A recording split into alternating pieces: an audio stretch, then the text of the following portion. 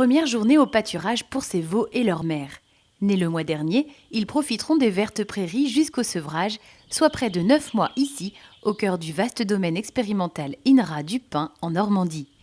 Ces animaux font partie du troupeau des 220 vaches charolaises étudiées dans le cadre des recherches en génétique sur les bovins allaitants, l'un des deux pôles du domaine. À 2 kilomètres d'ici, le même soleil accompagne les premiers pas des vaches laitières, normandes et Holstein, qui entrent sur une nouvelle parcelle d'herbes fraîches selon le principe du pâturage tournant. On entame une nouvelle parcelle généreuse lorsque la précédente est entièrement pâturée.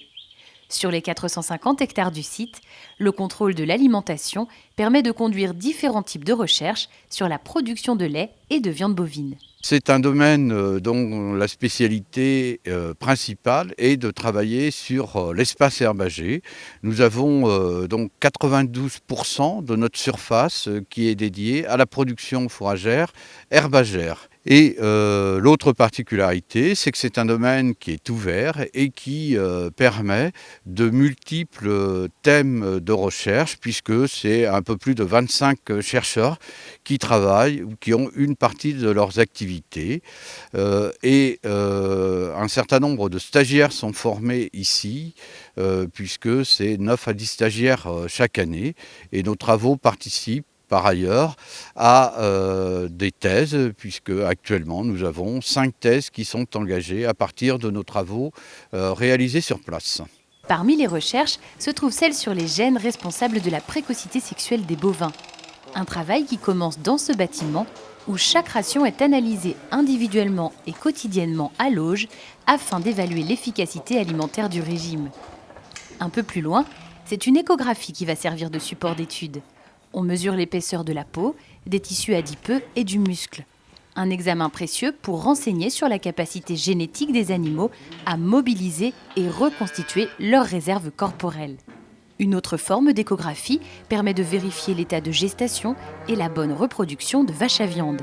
Des mesures qui sont aussi réalisées sur les vaches laitières. Ces veaux-là auront un autre destin. Ce sont des femelles, destinées, comme leurs congénères, à donner leur lait 2 fois par jour.